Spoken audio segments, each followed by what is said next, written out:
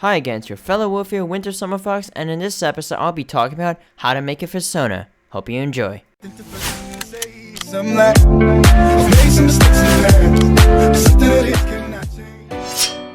Welcome back to another episode of Furry Talks, and I want to say before I begin, I would like to say thank you to all you guys for voting on Furry Amino.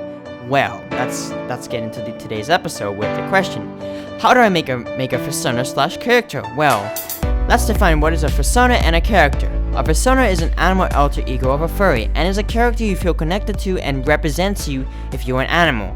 Also, you use their picture and name on social media. In my case, Furry Amino and Twitter. On the other hand, a character is a furry which you own and like to roleplay as them, draw them, fursuit as them, and also you don't have a deep connection as a fursona. Before I tell you guys the steps to making a fursona or a character, you need to keep in mind that people take a long time to create fursonas compared to characters. Now, I would tell you guys the steps to making a fursona and character. Step 1. Decide what type of species you want to be. You can be any species you want, including a wolf, fox, dragon, cat, tiger, hybrid, and the only thing stopping you is your imagination.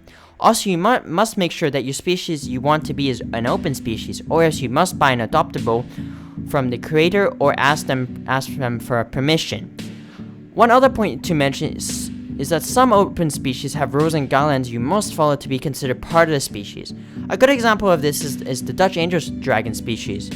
Telephone has the white line covering her face, however, you're not allowed to do this when creating one.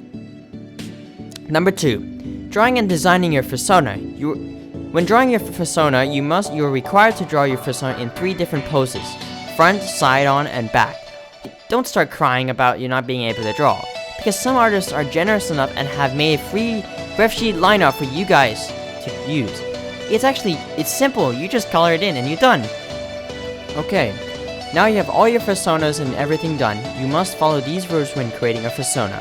Do not copy other people's design. To be more precise, in this case it means taking the person's piece of work and changing 1 or 2 things and making your own, and that's a no-no. Number 2, if you happen to notice when you're drawing or coloring whilst creating your fursona or character is the same design as another person's design, because there's a huge range of similar colors and pattern designs, you may run it by the person if you can keep the design, and most of the time they will allow you to keep the design, or on very rare occasions the person may ask you nicely to change it, because they want their character or fursona to be different and unique. And last point I want to mention is that the more complex your design is, the more money it will cost to make into a fursuit. I hope you guys enjoyed today's episode, and I hope you guys take in what I said and create fascinating fursonas and character.